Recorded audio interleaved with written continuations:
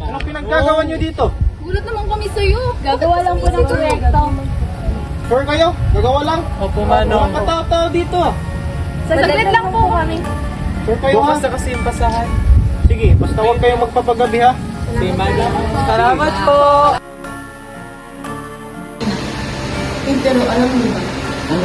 Merong babaeng namatay dito. Ha? Merong babaeng namatay dito. Pagkakaalam ko, hinungkal po ng bangkay niya, wala ng kamay. Ha? Uy, sige na, sige na. Nanawagan kami sa lahat ng elemento. Nanawagan kami sa